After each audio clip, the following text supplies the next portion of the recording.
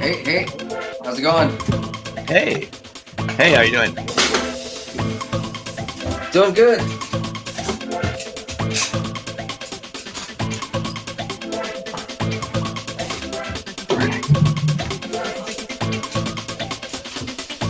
Can you hear me? Yes, I can hear you loud and clear. Sweet, I can hear you. Awesome. How are the holidays? Good. How are you? Holidays were amazing. A little bit of snow, not as much as Buffalo, but enough. Right. How about you? You guys get a lot of snow? I kind of on and off. Yeah. Some days more than others. Well, that's fun. At least you get the snow. Yes. Having all four seasons is enlightening. Kind of experience all It's sides true. of Earth, and you know. Yes. So you got the book, huh? Yeah, let me go ahead. Say what? You got the book. Yeah, I got the book. All right, cool. I turned off the music. All right. Let's Yeah, go. honestly, I kind of opened it, and the past month has just been a revolutionary like cleanse for me. You know, being in wintertime, that's what it's all about. Like you kind of internally cleanse all of like the year's energy, Right. you know. And so I've been just in a rush of things and Sure. getting back in touch with my family, honestly. So, what's your idea to talk about? We talked last time a little bit about some of the themes in Bigfoot, dark matter monsters, crop circles, cryptids, and other interesting topics. Yes. What what else would you like to discuss?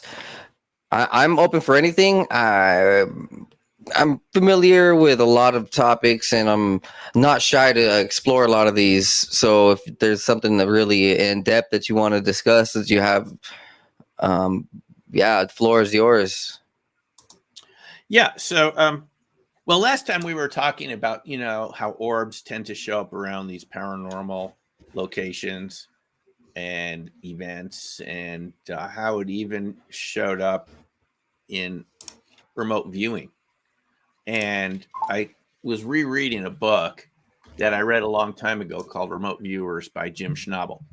And this was one of the early accounts of the government, remote viewing program. Right. Right after it was declassified. I wonder when this book came out. I think it's like 95 or so, something like that. Yeah. Let's see what the date is. 97. So this is what was really interesting there. He talked about how they invited Uri Geller over to, be sort of an experimental test subject for his PK and his remote viewing and stuff like that. And I don't know if I mentioned this in the previous show, but they had weird things happening to the scientists that were working with Uri Geller. They saw what we would call cryptids, very large birds. Sometimes they were in the house, and multiple people would see this. They saw little UFOs flying around Lawrence Livermore laboratories, kind of the classic disc-shaped things. And then once one of them saw a floating arm without a body in the lab. And then even stranger still, when some of them were over at a hotel at another location, someone banged on the door and this weird guy came in that was kind of robot-like, and he only had one arm. So they'd seen the floating arm, and then they saw this incarnation. So it really raises the question whether these phenomena introduce us to parallel realities, and even something like remote viewing PK, or maybe the person that Uri Geller is, his energy field, creates these effects that the people working around him see, even in their own homes. Not to mention the ports that showed up, things, objects just materializing out of thin air, objects that were known to the researchers, things they'd been missing for a while. So it's very strange. But that's why I feel that these subjects are connected, because you have a lot of different phenomena crossing over even into something that seemingly you would think is just sort of like a mental exercise, remote viewing. But even then, they had strange effects happen with Uri Geller in the early 70s. So it really makes us, you have to wonder what is going on, why cryptids would be connected to remote viewing, which would be connected to flying saucers, which they saw, and even orbs and things like that. So that's what we were talking about last time. And rereading Remote Viewers, which I read a long time ago, just again confirmed to me that there's a chaotic element to these phenomena that doesn't fit in the box. We want everything to fit in the box, right? We've been taught since we were in school, everything has to make sense, logical, but it doesn't. It just doesn't. The more we try to pin reality down, remote viewing, testing it, scientific repetition, so forth. But still, there's an element to it that just escapes the cage. Just when you thought you had it all kind of boxed in to something that could be studied in an ordinary way. So I think this is very interesting. And I think it's continuing from last time, these phenomena are connected in some very interesting ways.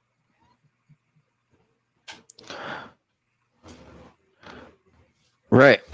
These things I would expect them to be more popular by bloodlines and in certain cases general locations, and let's just say the DNA that's been passed down and the energy that embodies these locations.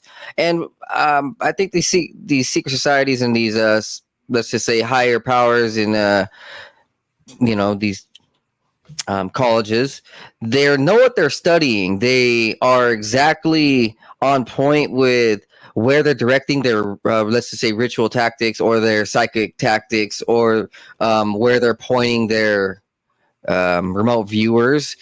And they're literally, I would say they're trying to like pin the tail on the donkey, right? It's not just so random all the time. They have a general clue on what they're dealing with. They don't know what it is, but they do know in the directions where to start these tests, what time to start these tests. Let's just say what type of chants and different type of mantras, images, and so forth to put around the team. And this is a well orchestrated phenomenon that the government is researching over the last 100 years. I think that it's kind of got on a hand to a lot of them. We definitely see that there's a divide with some of these conglomerates and some of these military factions with where they want to go and who they want to associate with, and speculation. There's just different groupings and different entities that each know. And breaking it down into how it affects us, I think that it's being used from both sides. These entities are reaching out to us purposely. When one person opens that doorway and contacts these, then the doorway is just open for the rest. It's like Monsters Inc. I would suppose. Monsters Inc. is a very good movie that's always talked about. And when I first watched that movie, it was just like there was something in my brain, like within my subconscious level, that was telling me, hey, there's more to this than meets the eye. And then later on, now in my 20s, I'm figuring it all out, and like these doorways do open, and so we open them, we go into multiple directions. And I think also people I think bodies are being sent. I think a lot of society is being sent through these doorways unknowingly when they're using their little black mirrors on their phones, and playing music and imagery, saying certain words, and they're opening doorways they have no idea that they're opening. And yeah, it's being done both way.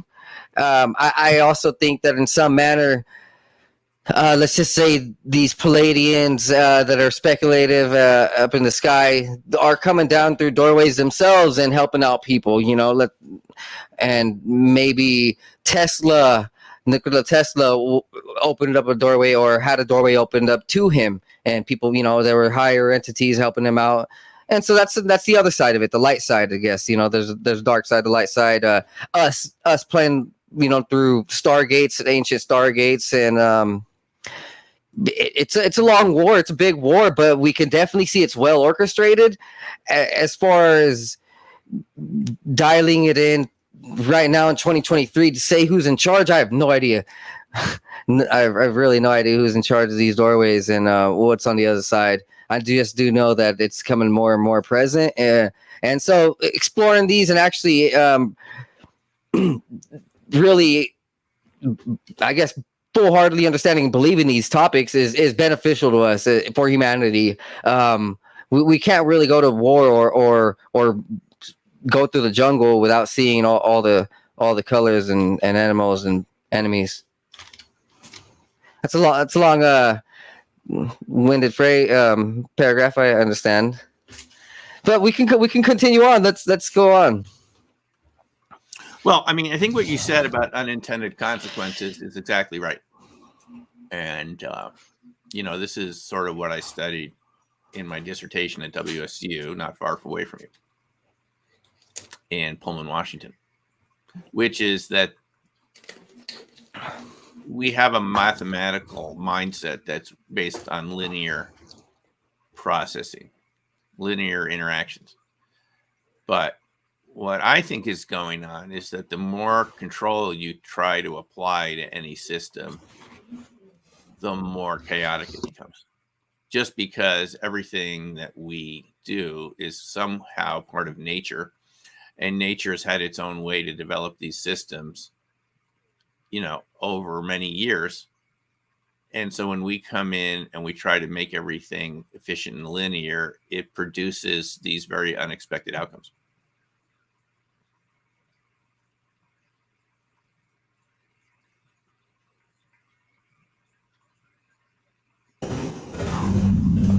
I think for people like us who are well versed, I think we can kind of control this outcome. I believe once we set our foot forward into these higher realms, and knowing that we do have this divine protection, I guess, when we call on our ancestors or God or whatever we may be for calling for protection. We do have a path well established. It's having faith.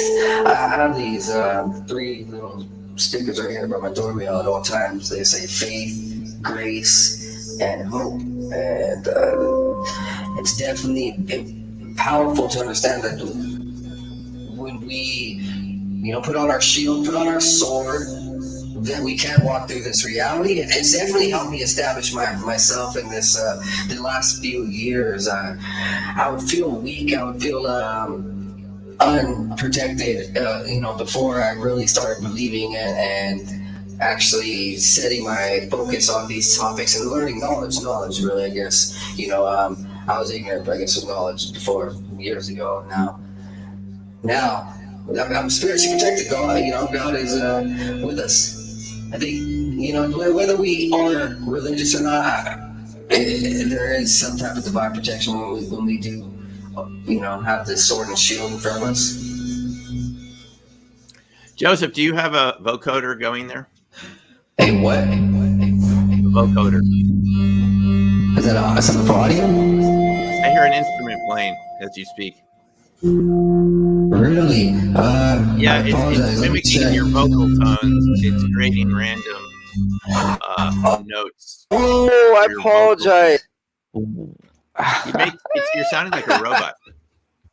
It's a robot vocoder. How about now? Is it good? Am I good? Yeah, I don't know what that was, but it was harmonizing with you. Was I understandable? Was everything okay? What you said? I have honestly. Yeah, I was like, wait, no, I can't. Okay, yeah, I just I set up an audio app so I can actually have some better attunement for my voice instead of just Well, that running was it through more than StreamYard. attunement. That was like an instrument overlay, synthesizer, vocoder. That's what it says in It was like Peter Evolver Frampton. as the. You sound like Peter Frampton. Yeah, Do it's pretty you fun. I'll feel admit. like we do? There's definitely a lot of voice mods in there, so I'm always playing around with the voice mod. I didn't realize that I Voice had my voice mods. mod on. Well, Joseph, Yeah, it's is it your good now? interview. Yes, sounds good. Sounds good. Okay, Ask me a cool. question. Go ahead and ask me a Yeah, let me question. go. Let me go. You're the Should I interviewer. just Now we could go anywhere. reintroduce Crop this? circles, remote viewing, orbs, Bigfoot, coherent matter, quantum physics. You ask me a question because you're the host here. Well, honestly, I love to let my guests really dive into their theses and their theories about current day, analysis of reality, or even something that they've been studying pretty in depth. So, if there's something that you're really fascinated in, uh, I love to roll with it. This is all about you. Personally, I can go many different ways, but what you know best is what you know. So I would let you have the floor. So particularly, Yeah. I just am fascinated in letting everybody know in an enlightening manner the how these topics can benefit us and modern and a lot of the information in our states. So yeah. This Bigfoot book you're showing us. Yeah, right. So this is, we talked about this last time. This book that came out around the last time you interviewed me. This came out in July. Dark Matter Monsters. So the real question, and very few hosts ask me about this, is where does the dark matter fit into it? I'm not just using that as a nice sounding name, even though it does sound kind of cool, but that's not why I picked it. Dark matter is this flow from space of invisible matter that science tells us is there.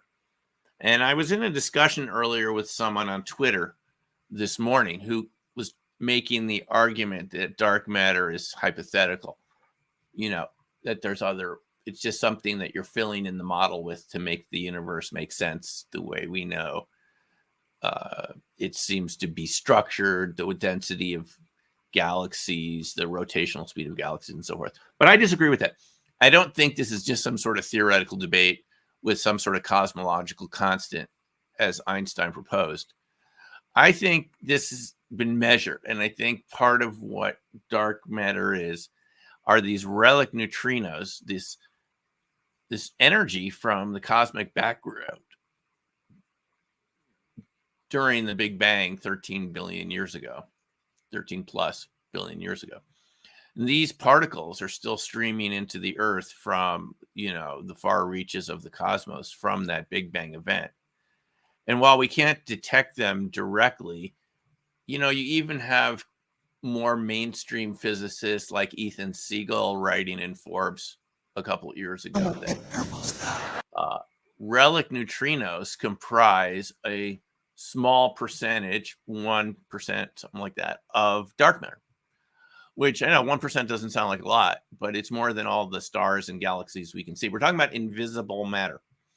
So on the face of it, wouldn't you expect if there's invisible matter around us, outnumbering us by 10 to 1, which is the estimate of the amount of dark matter for visible matter, that there are life forms that are based on this dark matter too? Why should we expect all of it to be visible just on the face of it? And then we also know that the wavelength of these relic neutrinos is just right for interacting with biology and chemistry and physics on Earth, because it has a wavelength, the so-called de Broglie wavelength, the quantum wavelength of a couple millimeters, which is enough to, micrometers, which would be enough to interact with, components of cells, atomic processes, molecules.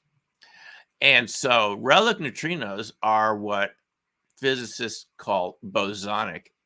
They increase bosonic reactions. Bosons are things that work together in pairs. And fermions, the other types of particles, are things that don't like to be together, kind of like electrons. under normal circumstances. But these relic neutrinos have a bosonic effect, which means they would encourage things to happen, radioactivity. Apparently, radioactivity, there's variations in radioactive decay rates around dark matter flows, which doesn't fit any ordinary physics that we know about. And bosonic sorts of effects from relic neutrinos would encourage processes to happen that normally wouldn't have enough energy. And that would create things at some level like superconductivity and other things. So that is the connection between cosmological processes. The Russian physicist Alexander Parkhomov wrote a book called Space, Earth, Human, which has been translated to English, where he talks about measuring these flows of relic neutrinos with some home-built equipment.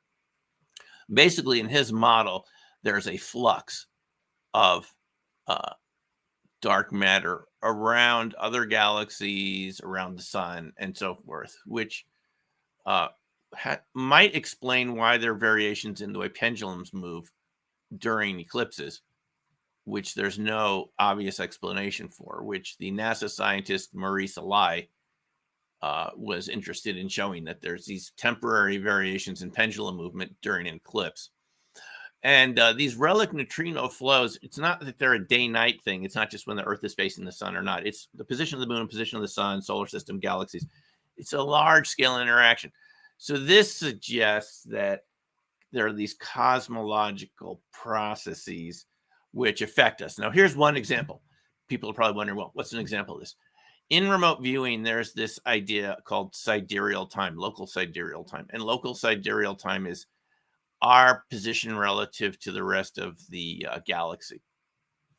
And when we're facing in particular directions, in the direction of the Virgo constellation, remote viewing is more accurate, apparently. It's 13.5 hours sidereal time. So it's kind of weird, right? Because, we were all taught, well, astrology is just pseudoscience and so forth, And astrology is not my thing, but it's very interesting that the position of the Earth relative to the rest of the universe could affect something like remote viewing accuracy. So this sort of suggests, now, what's in the direction of the Virgo cluster? Something called the Great Attractor. It's a highly dense area of the universe that attracts other things, and it would attract more dark matter. So when we're facing this Virgo constellation, the Great Attractor, it seems to affect remote viewing accuracy, which suggests that we're interacting with dark matter in some ways. So this is something that's never been factored into how we think about what goes on our planet. There's a cosmological connection. We're aware of our relationship to the sun and the moon, but it does seem that there's other cosmological factors, extrasolar factors, extra to the solar system, that affect us. And my feeling is that there's other life forms out there that already have adapted to this, to extract some sort of energy from it, some sort of pressure, because it's 1% for relic neutrinos are 1% of dark matter. While that may seem like very little, it's actually more than all the physical matter we can see when we look out in the sky. All the stars, dust, plasma is out there, this 1%. So I think there is a cosmological connection. I think it's been shown to increase certain types of radioactive processes, what's been called cold fusion. And it wouldn't be surprising to me if, there's types of life that have adapted to that.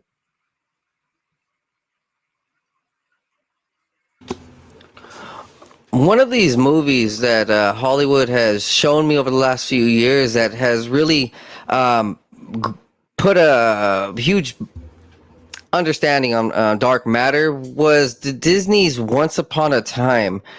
In there, they were battling this very powerful grouping of dark matter. It was literally flowing through the universe. They showed it. It was this ancient cosmic force. It overtook reality. It was able to break and shred and just literally destroy Earth very quickly, very easily. And of course, like Earth isn't really being destroyed right now, but looking at it from a wider understanding, yeah, this dark matter is very cosmic. I would imagine that these forces that we're against, yes, have been around for billions of years. We would speculatively say that they're part of the like elemental forces of nature and their grandfathers. The Greeks called one of these things like Nyx, one of the ancient forces, Nyx, and another one I'm not really sure.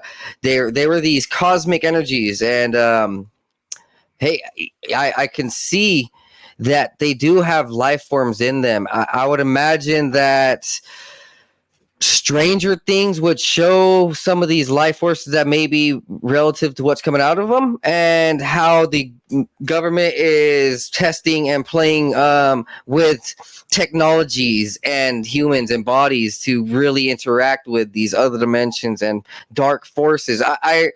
I really do see that in the last few years that there's been a huge ramp up in our technology and science departments to study these type of fields and to break into them. They openly state that they want to open up portals. They openly state that they're searching for other life forms as well. And we can look at these ideas as really far out or close to home when we understand them how we do. It's actually pretty apparent that right now in, let's just say, 2022, we are experiencing the opening. The doors have been opened, and so what everything has been, it's flooding through. So actually, one of the funny things about the franchise, the movie and video game franchise Doom, was that in the beginning of, I believe, Doom 1 or Doom 2, in the book, it says that the portals to hell were first opened up in 2022. But funnily, that the video game came out in the 1980s. I mean, what a way to predict things. I mean, I wouldn't think that it's prediction. I think it's just all planned. And right now, it's a fascinating time to be alive, my friend. We are the warriors, and literally our words are power. No, it's true, Joseph. And what I'm really wondering about is, how is society going to react to the portals opening, however it shows up? I do not see any other path except this path that we're talking about right now. I'm talking about the discovery of other life forms. We've believed we're, the only sentient life forms, us and the animals. And we sort of imagine that we're at the top of the food chain, right? We sort of feel like we're superior to animals. I mean, we have them as pets. We've domesticated them into food supply. And we've kind of gotten used to thinking we're the only ones here. So what I really spend my days and nights wondering, Joseph, is I don't see any other alternative. It fits the history of science as we know it. Everything turns out to be bigger than you thought. Everything. There was a time we just thought we were the only planet. There was a belief for thousands of years since Aristotle that there was nothing outside past the moon. And there was a lot of resistance to the heliocentric idea, from Galileo, Copernicus, that we rotated around the sun, not the other way around. And then there were discoveries of other planets. Even during Galileo's time, they discovered Jupiter with his telescopes, and he saw the moons around Jupiter. And at first they thought they were looking at another solar system, and then they realized it was our solar system. So the progression has been in any field that it's bigger than you thought it was. Look how many planets are being discovered every month now, exoplanets as they call it, right? And our telescopes are getting more powerful. We had the Hubble, until recently we just had the Hubble Space Telescope. Now we have the James Webb Space Telescope.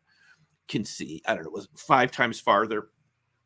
You've seen these beautiful images come back from the Webb telescope, right?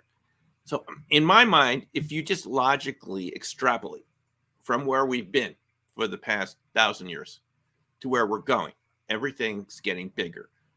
I don't see how it's possible that we don't discover other types of life, not just way out there.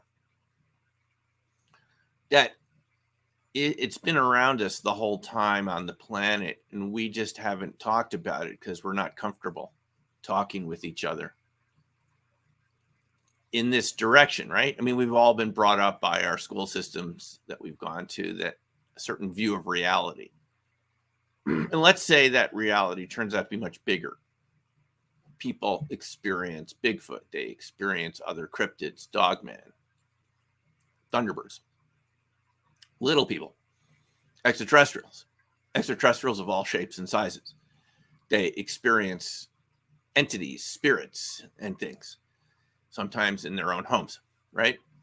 And they see things, but we don't have any way to talk about it because it's considered to be beyond the pale, beyond the fringe. And it's called fringe science, right? Pseudoscience, harsher terms, junk science, so forth like that. But everything that's ever been discovered was considered junk science, including the Wright brothers, Einstein's theory of relativity, you name it, the heliocentric theory of Galileo. So I just think, Joseph, it's a matter of time before we realize that we're not alone and there's other life forms that we interact with right here on the planet right now. And I'm just wondering how society is going to react to this as this knowledge becomes more widespread.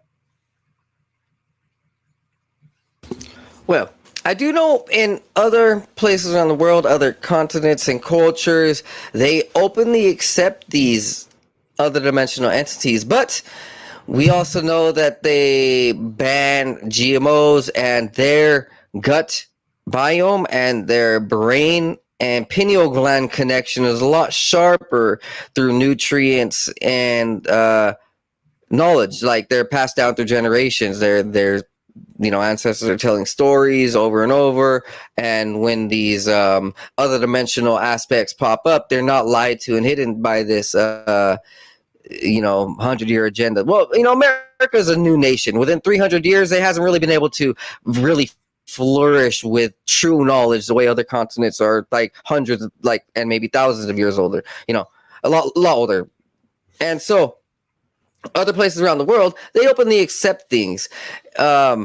Mexico, definitely. I know Africa, definitely. South America, definitely. They, I would say, they actually openly accept them as the higher dimensional beings. I wouldn't say bow down to them and worship them, but they respect them.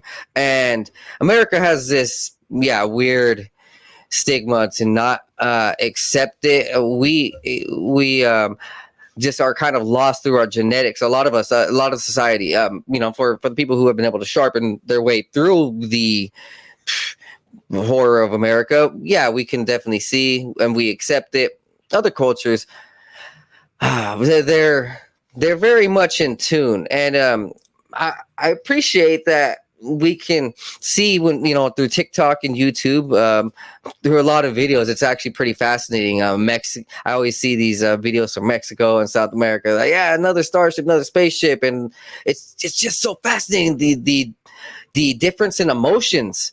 The difference in emotions. I see in America, there's a lot of horror. It's probably attached through Hollywood. Other sides of the world, it's just another walk in the park for them. It seems to not even shake them, rattle them. I mean, yes, there's still some people scared, but it's really actually on a DNA level already attached to them and very much in tune with them. Most of them are actually vibing with these other dimensional aspects of life very well. And so, here on the West Coast, you're kind of Colorado, it's kind of West Coastish, and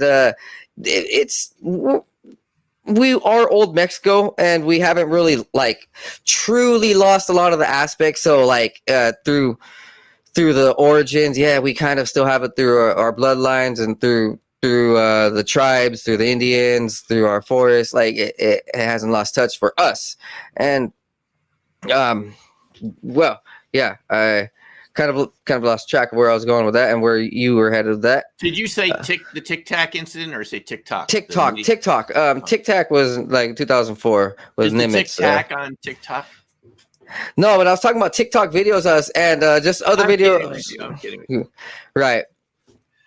Right. Yeah, no, I mean, so this is interesting what you're raising, because I do agree that older cultures all talk about these phenomena, and I think we've all been trained.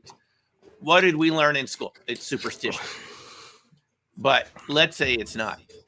Let's say it's not superstition. Let's say it's something that's really happened. Every major Native American tribe in North America had a word for Bigfoot. They drew pictures of them next to their pictures of otter and fish. I kind of doubt they're just making it up. It's not like they were just sitting around fantasizing, thinking, oh, these Westerners are going to come over in a couple hundred years. They're going to see our rock carvings. We don't have in our scientific tradition, we haven't had a way to think about it. I mean, there's a reason why I called the book, and I think I sent this to you. I called it Opening Minds, right? You got a copy of this, right? Yes, sir. Yeah. So I called it Opening Minds for a reason, because the phenomena that I saw around crop circles, remote viewing, and UFO witnesses, I mean, it just doesn't fit the scientific culture that we're brought up with in our school system, which has to have a certain level of repeatability and linearity to it to be considered, empirically real. But let's say you just have phenomena show up that do not fit a normal distribution.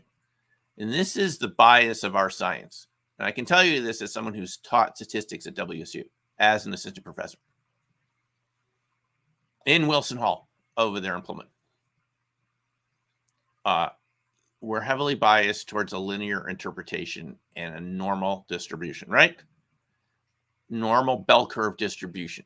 But lots of phenomena do not fit the bell curve. And, the bell curve was designed to describe the distribution of intelligence. There was already an agenda back there to say that, you have this certain distribution of intelligence, and there's this kind of idea of normalcy. But the whole problem with it was it had its own biases. It was biased into the idea that Caucasians were smarter than other ethnic groups. I'm not making this up. This is in Science Magazine now. The founders of statistics that we teach in school, we would consider them to be racist now, because they were part of these societies that, the so-called eugenicist movement, which wanted to restrict who could reproduce. And it had this idea that, this Caucasian European civilization was smarter, was more evolved. And they were using statistics in the same way that the Nazis did.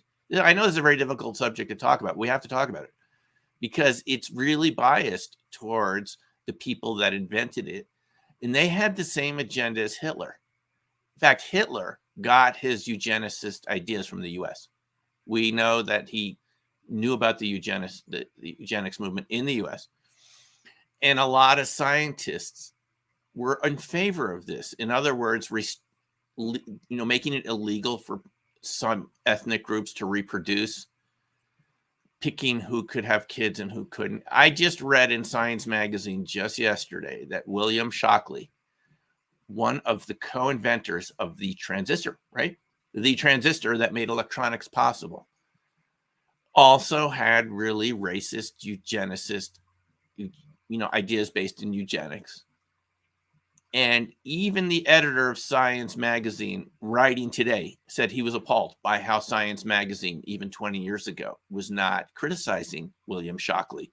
They were just saying he had theories about racial theories. No, it wasn't science in any sense. It's just pure racism, just thinking that you're ethnicity is just superior to other ethnicities. And they didn't even, and he's the editor of Science now, Holbrook or Holstein. And he said he's appalled that even 20 years ago, his magazine is not criticizing William Shockley enough and other people like him who were well known for an invention, but at the other side of them wasn't what we would consider science. It wasn't evidence-based. It was based on an agenda. And a lot of the people that invented statistics, Fisher and Pierce, for whom many, mainstream statistical tests are based on. I'll tell you, Joseph, this is serious enough that they've changed names of buildings that were named after Fisher and Pierce and removed their names from some of these tests, because the other side of them was what we would call now pseudoscience. But if we're willing to give these people a kind of a hall pass, just a free pass to be the inventors of these modern mathematical statistical techniques on one hand, but at the same time, we don't criticize them for endorsing racist ideas that we would criticize Nazis and Nazi Germany for, right? We're being hypocritical.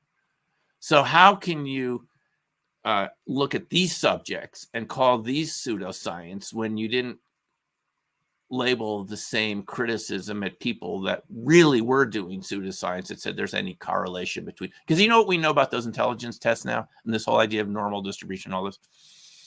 It's just biased towards that particular culture. If you had another ethnic group like Navajo Indians, who I worked with in college days back in New Mexico for a couple of months, if they developed an intelligence test, it would be very different than my culture's intelligence test.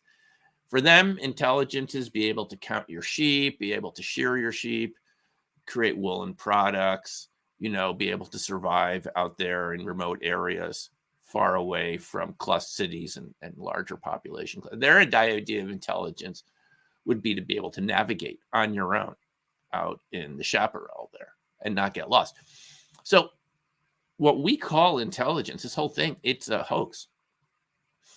We've just taken our own culture and tried to legitimize it with the veil of science.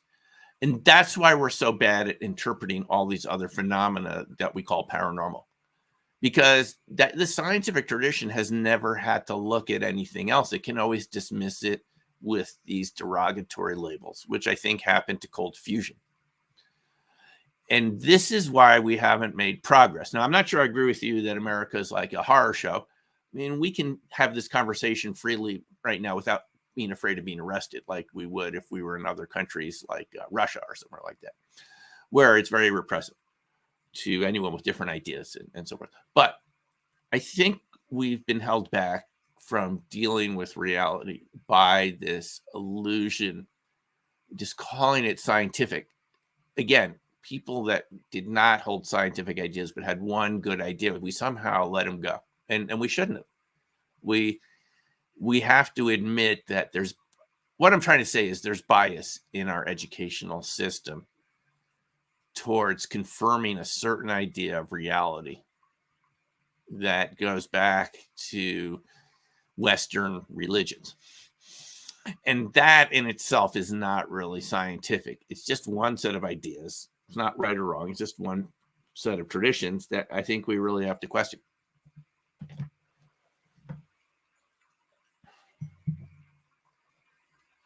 I think it is up in question as over the last few months, I've been seeing more articles from college institutions to start pushing modern science in the realms of consciousness and these other dimensional aspects, saying that there's life forms and there's living conscious groupings. Really, truly, and just it's just I would say over the last year or so, with the way that the world is working, we're starting to see people in the middle really start pushing for this, and because of the internet and money, it's possible to get these ideas really in the mainstream, and so Right. the consciousness aspects are actually now flooding, normal populations, normal conversations. As far as the actual physicality of seeing it and believing it, that's tougher, but the conversation and mental pathways are at least opening up, that people are talking about them, not really so afraid of the language. And I do think that recently, we know with Colorado, Oregon, California, and their push for legalization of mushrooms, I think that there's also a conversation behind the scenes to go ahead and promote these psychedelics, the useful psychedelics, the proper psychedelics, ayahuasca, mushrooms. I'm here in Washington State. Ayahuasca retreats are legal, so there's those, and around the nation, these things are going to start being implemented more. I actually do know that the government itself, just like within the last month, they are literally researching how to use mushrooms in normal population, and their theory is that it's healing the trauma of the pandemic. But I think that there's a way bigger tone, like behind the scenes, that, hey man, we need to start opening up the visual spectrums, because too many people are being lost and torn apart by these other dimensional aspects, other dimensional entities that they're opening up with doorways. It's kind of overtaking some societies. So Yeah. I would think that these psychedelics and useful centers, and it being pushed into gas stations. I know that now here pretty soon you can have mushrooms bought at your local gas station, and it's that wow, what a time. Like literally you can just have fun like that.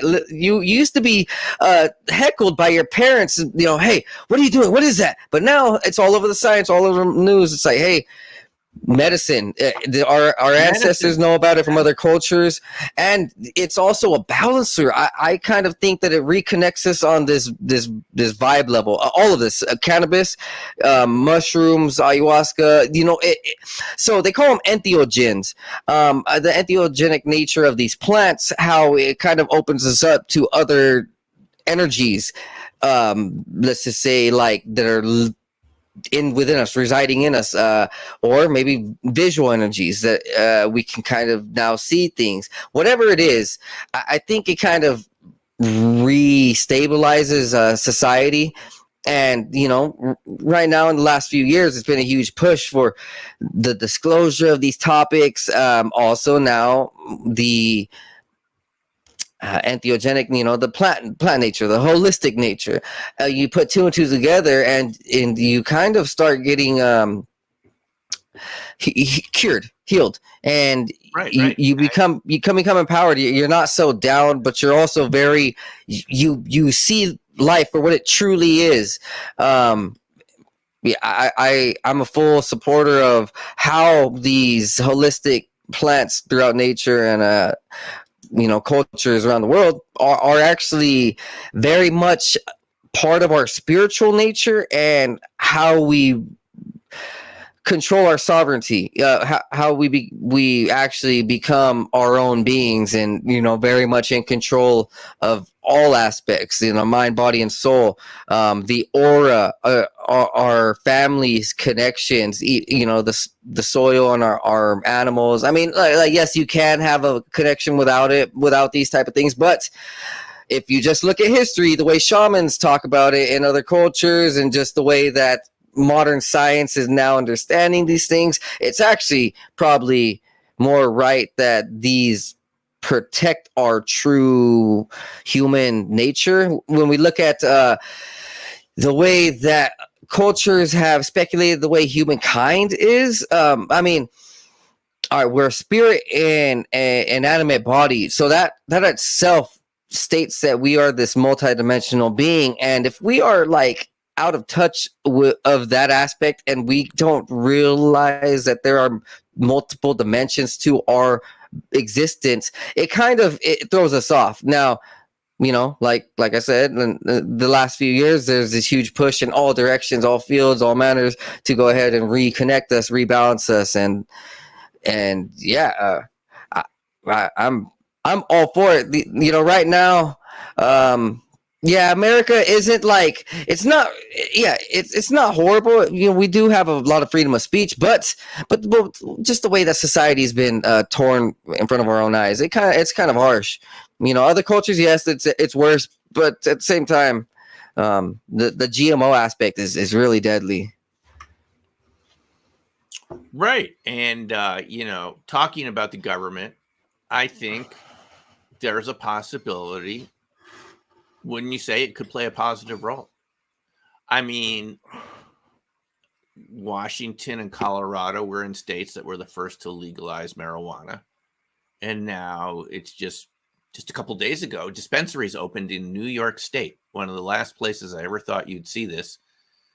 I was really shocked to see in New York City just last week, there's dispensaries now. I don't think they were technically legal because they were about a week early, but whatever. I was told on January 1st or something, or December 30th was the day. There was a day when dispensaries opened last week in New York and New Jersey. And so it sort of spread. And that's the government finding a way to make it, work for everyone involved, to raise taxes, to regulate it properly. We want it to be something, that's safe and positive for everyone involved, right? Now, there's a long way the government could go to allowing these dispensaries to use the banking system. And I think we're all a little disappointed that the Safe Banking Act hasn't passed yet, which would allow dispensaries across the country to use the federal banking system. But on the other side of the coin, just 2 weeks ago, Biden signed that bill that makes it the DEA, or is it the FDA, now has to give approval for cannabis-based medical experiments with substances. It used to be you would write, I think it's the FDA, you would write to them to get permission to use cannabis at your university for human experiments, right? With volunteers. And they could take as long as they wanted to give you the approval. They didn't have to prove it. Well, I think, if I'm not mistaken, the rule now is they have to reply within 60 days or give you an explanation of why they're not going to let you do that particular medical test. But I think we can all agree that's an improvement, isn't it? I mean, to have cannabis be, tested for all its properties. There are hundreds of chemicals in hemp and cannabis. We really don't know all what they do, but I mean, here's the possibility. I mean, I was just reading again in Science Magazine a couple of months ago that in tests on mice, they found that low doses of THC and CBD reduce Alzheimer's and dementia in mice. And they hinted at the possibility that this could have the same effect in humans. So wouldn't it be a big surprise that what we are told is sort of a huge increase in the amount of elderly people with dementia and Alzheimer's disease, which, if you know anything about, is very serious for people to lose their memory like that. Let's say we had the cure around us the whole time in hemp. I don't know if this is true, but Science Magazine said it could be. If it's true in mice, it might be true in humans. I mean, let's say we had a cure for dementia the entire time and we had made it illegal all these years and put people in jail. And here we are in 2023, and all of a sudden, a couple of years from now, they say, oh, marijuana is a wonder drug. They said it has neuroprotective effects in this article. Neuroprotective effects. That's pretty important. It reduces oxidation and stress in the brain. Not too much of it, but just enough has an anti-inflammatory effect in the brain, and it's inflammation that seems to lead to the concentration of these amyloid beta plaques and so forth. I've heard about this. The plaques get too dense. The plaques do a purpose. They're designed to protect your brain from injury, but too many, they start interfering with tangles. Well, let's say we've had the solution around all this time. So I'm just suggesting there's a positive side to it, is our government can change because we're telling it to change. And they could find very positive effects of marijuana, THC, edibles, And not only would it be legal at a state level, I think the federal government should take this big step and say we're taking it off the schedule list of scheduled drugs. Schedule C, is it? We're delisting it from Schedule C because, I mean, it has positive health effects. And so that's just an example of how things can change. The government can play a positive role. We often have a negative view of government, but our society is totally dependent on some government. Look at all the services we use every day, roads and airport. We use all these things every day. So I just think there's a positive role. And I think, how does that carry over to UFO disclosure? Well, there's a lot of talk on Congress right now. Where's our UFO report from the Director of National Intelligence is supposed to issue a report, Office of the Director of ODNI, every year. Well, it's already 2 months late. And Congress is saying, where's our report? So I think, the government played a big role in civil rights in the 1960s, in creating civil rights in states that didn't want it in the 1960s. And I know people that went down in the 60s to the Deep South, and some of them paid a pretty heavy price. Some of them paid with their lives for attempting to give everyone the right to vote. But eventually, Kennedy sent federal troops in to desegregate schools and things like this.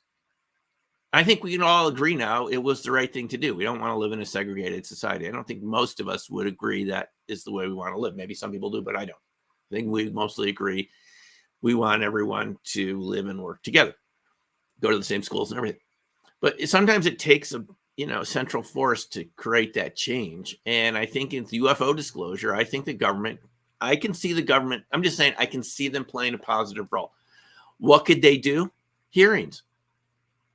House of Representatives, Senate could have open hearings with, hundreds of witnesses out there, thousands, from the government, from airlines, pilots, military and civilian, all sorts of people could be testifying. We could be watching it on C-SPAN. Now, when I attended the citizen hearing in 2013, which was a mock hearing in front of retired congressmen and senators, they couldn't get any sitting senators and congresspeople to attend because of the stigma, but they had retired people. C-SPAN never turned their cameras on for even 5 minutes with really high quality witnesses. Okay. People from the FAA, people who had worked in the Air Force and so on. But that could change. Maybe they'll have hearings. So I'm just encouraging people to think for possibilities where this could work out in a very interesting way. We could have some very interesting times if this starts becoming a topic of national discussion. I mean, it happened with marijuana. I think if you can legalize marijuana, you can have UFO disclosure. I didn't think you'd have marijuana legalization in my lifetime. I grew up in New York State where they decriminalized it for a while. There was a $100 fine, and then that went away, but now it's legal. So, 2 steps forward, 1 step back. I think the same thing can happen with UFOs. I think we're seeing the 1 step back at the moment. We've had a couple negative articles from the New York Times, the Washington Post saying, that's just conventional explanation. But, 2 steps forward, 1 step back. It doesn't just go in one way. I think we're ready for the 2 steps forward again. And I think this could be a very interesting year. That's all I'm going to say here as we sort of wrap up. I think 2023 is going to be really interesting because we've got this kind of tension building within the federal government. The representative side, the 1/3 of our representational government, our representative said, we want more openness. And yet you have the intelligence side, military side, I guess that's in the executive branch. They're saying, well, we know you're telling us to do this, but we don't want to do it. I think people, keep your eye. Anything could happen with this. Anything could happen. They could have open hearings. They could force the military's hand here and say, okay, we're having hearings and we're subpoenaing all of you. We're subpoenaing all. You better testify under oath, live on TV. What do you know about the UFO situation? Have you recovered extraterrestrial craft? Have you had contact with extraterrestrial visitors? Because I've spoken to the people that have seen these materials. I know they exist because I've spoken to top level engineers who've handled the materials who say to me, no way these are made on Earth. I know how the best we can do this is we can't do anything like this. Don't tell me it's NSA 50 years ahead of us. He said, no, it's just a whole magnitude different than our technology. So when they bring that guy in front of Congress, that's going to generate some headlines. And these folks better get with the program, because you can't hold the tidal wave back forever. It's just reality catching up with us. So I think I want to say to people, I know it's been a rough 2022. Things can look pretty dicey sometimes, but I mean, keep your eyes on the prize here. We're talking about discovery of a bigger level of civilization throughout the universe. And I think that is coming to us just like the heliocentric theory did. That's my feeling. That's my feeling, Joseph. And once we open ourselves up to a higher level of reality and all collectively step forward onto this platform of realizing our true potential on this earth and who our relatives and ancestors are, across these dimensions, we really are empowered. Now, I also was wanting to ask you about something with UFOs. So throughout the last 70 years, there's been a lot of discussions about how some of these discoveries and stories about UFOs are that they are self-autonomous, that these UFOs can possibly be their own computerized, fully in control of themselves. Now, I want to understand, would you think, oh, it's interesting. Black Swan. There's a town called. I'm sending you this book next. There's a town called White Swan around, and the Black Swan is awesome. Thank you. So these autonomous vehicles. Would you think that? All right, when we recovered the Roswell's stuff, it was around the 40s. A few years later, we started getting the IBM and a lot of other powerhouse of technologies. I mean, we could have just been playing with the stuff from Roswell if they're high level stuff within that crash, and we could have spawned a lot of a boom of technology, right? So I remember this clip from, I think it's like DC Legends or something. It's from the Nazis era. They called it the Hydra system. It was this AI system that that was being worked on by all the top level technologies. Now, bring that forward into modern day, Elon Musk is talking about how AI could be like summoning a demon.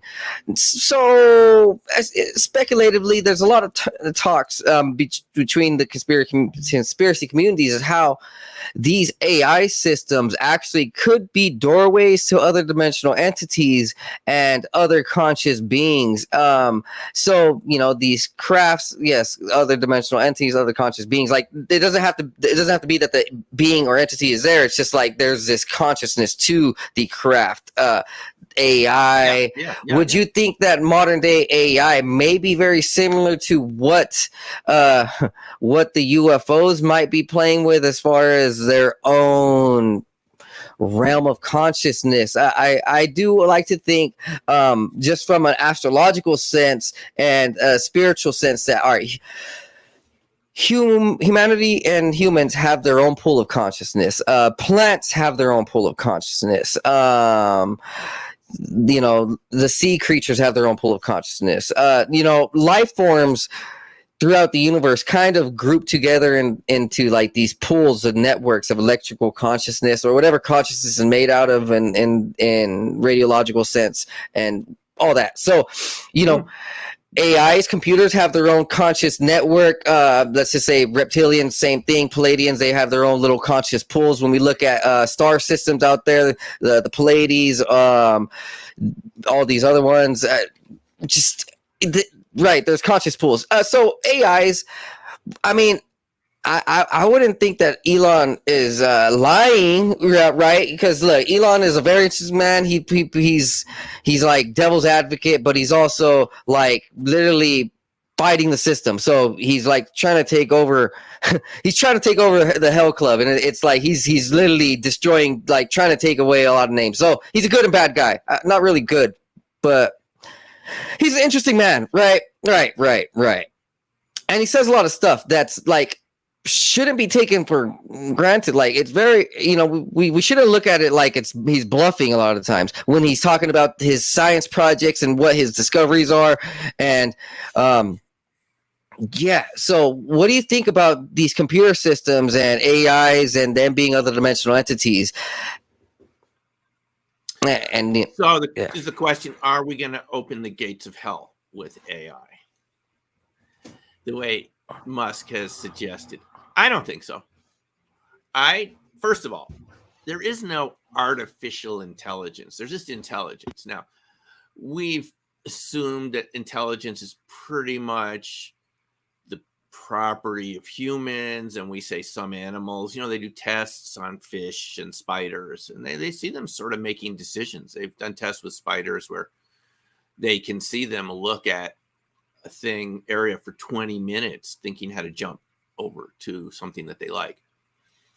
So the question is, who's conscious? I think just like marijuana laws and so forth, the idea is spreading that consciousness is more than just in the domain of human awareness. But whether there's artificial intelligence, I kind of doubt it. I mean, I'm not saying that crystals couldn't have intelligence or things that we invent in some way, but it's not artificial, because intelligence is a property of consciousness, which I think seems to be a property of the universe. So I think it's a little artificial to call it artificial intelligence.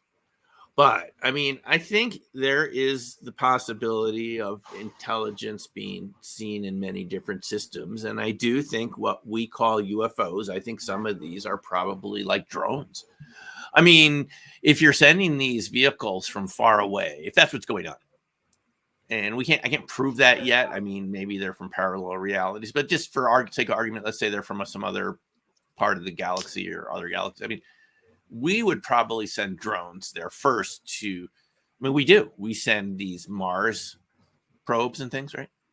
We do that. We send unmanned vehicles to collect chemical data, scientific data, right? So they're probably doing the same. And I wouldn't be surprised if these craft are a hybrid of intelligent craft with maybe drone-like creatures on them or something like that. We can't rule that out.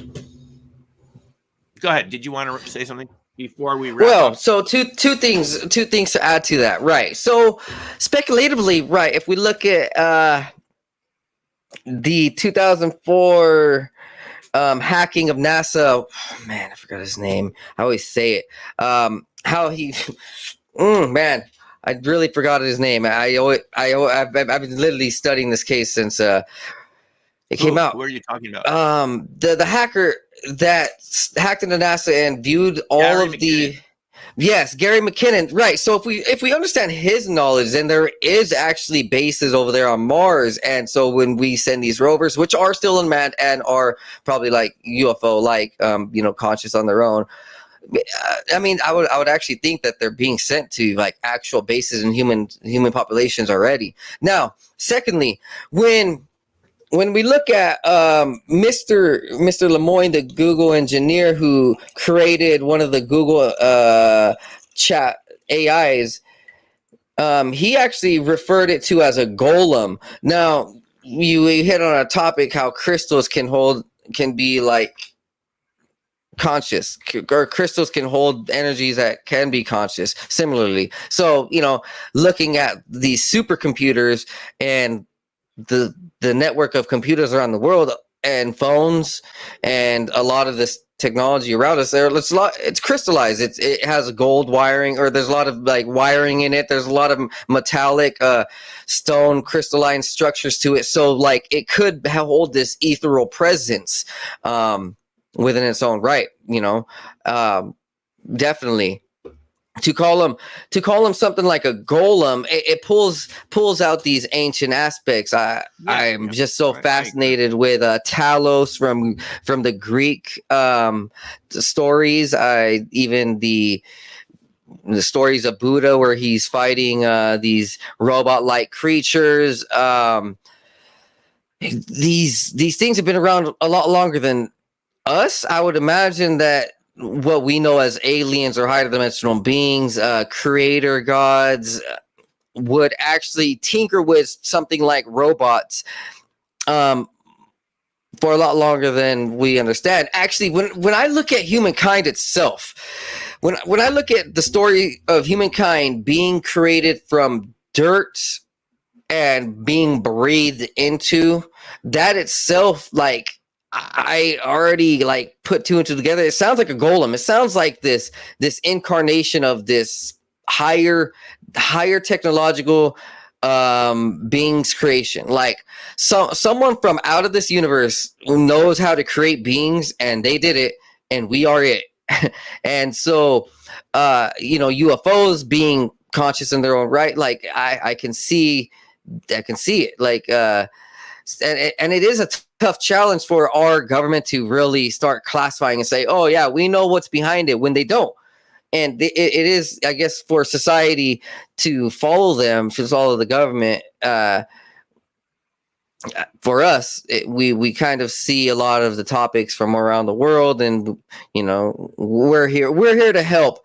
I guess we're here to help open people's eyes, open minds, and really help shift perspectives. To not see it so black and white. I was never really the fan of that black and white thinking, that it would just it would get underneath my skin, throughout middle school, high school years. Like, I'll be like, there's something wrong with just being told that everything is so simple, and that magic and these other paranormal aspects don't exist, and ancient spirituality and all that stuff is just a myth.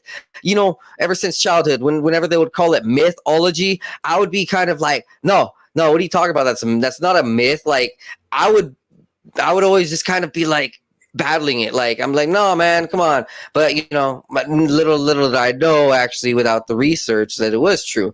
But just instinctively, it was just within me. I can imagine that a lot of people still have those instincts, and it's never going to be lost with us. But now here's another topic.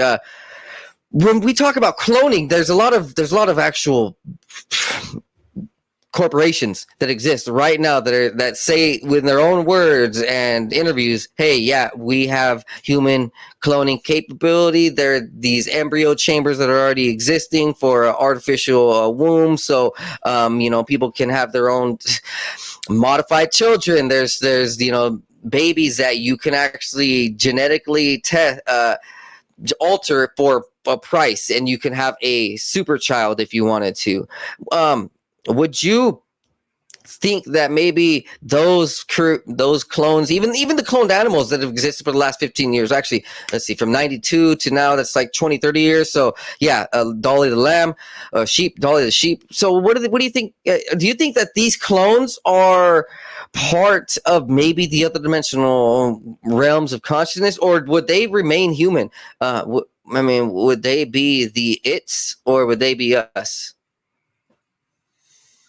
It's a big question. I think we're going to have to save it for next time, and I'm going to think about it. It's a big question, and I don't have an immediate answer. That's fine. But, let's save it for our next discussion. How about that? That is well. We can do that. Thank you, Joseph. I've enjoyed our discussion, and let's continue on another date. All right. Yes, indeed. I'll go ahead and email you. And it has been a fascinating holiday time across the nation. It's across the world, actually. We're all experiencing a wonderful time on Earth, just looking at the upside. Hey, honestly, darkmattermonsters.com. If you want to get your signed copy or just interact with me, I'm on YouTube, Twitter. Joseph can get you in contact with my websites. But yeah, go ahead to your websites. Just link your websites. Go ahead and tell them where they can find you. newcrystalmind.com. You can have access to all of my books, remote viewing classes. I'm also doing one-on-one coaching now. There's a link for that on the New Crystal Mind site if any of you would like to interact personally and work on some of these. I'm interested in using ways of remote viewing to see your own future possibilities, to see the most productive, possible choices for you. And we can use RV for that purpose and kind of work together to kind of create an optimal future. So anyway, feel free to visit newcrystalmind.com, my YouTube channel, under my name, Simeon Hein, Twitter, and you can find out more. I have not delved into this question about cloning, but we'll do that next time. So thanks very much, Joseph, and we'll see you. Yes, see you soon, okay? Stick around while I go ahead and fill out the outro. Okay. All right, guys, you heard that. That was a wonderful conversation with my friend Simeon Hein. And hey, look forward in life, spiritually, physically, and mentally. Like, once you start adjusting yourself to these other realms and, like, let's just say dreams, when you have a dream and when you eat right, everything kind of aligns. Like, literally, I wasn't able to see myself in a better life until I started believing myself in a better life. So, you know, a lot of times people are like, well, I can't really think this way or live this way. Well, first of all, it takes all of it. It's just not saying it. It's all of it. Your physical nature, your spiritual nature, you know, all of it. And it's never too late. Literally, all it takes is one moment, 1 hour to change your life. That's it. That's it. Don't even hesitate. It's not going to take 10 years, 100 years to change you and your family's life. You can just do that now. Open up yourself to a new possibility of new energy. Hey, it's a new year. Live it right. You guys go ahead and have yourself a wonderful time and take care. Be blessed and be high. I'm going to run the outro and peace.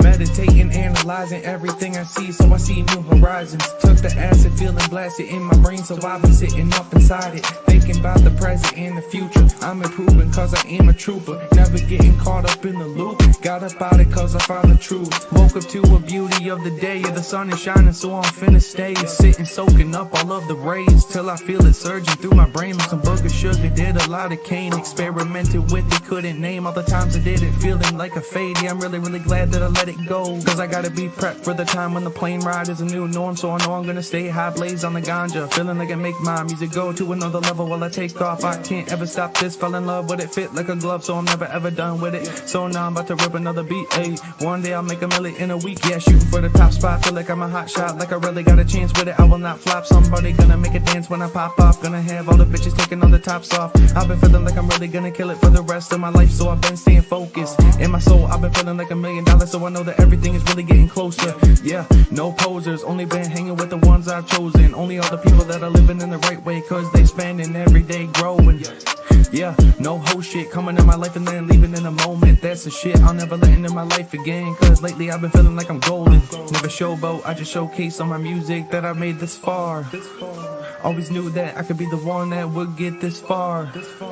Now I'm right here looking in my mirror, trying to figure out if there's any more fear, cause I'm getting rid of it all, yeah. Yeah, I'm getting rid of it all. Meditating, analyzing everything I see, so I see new horizons. Took the acid,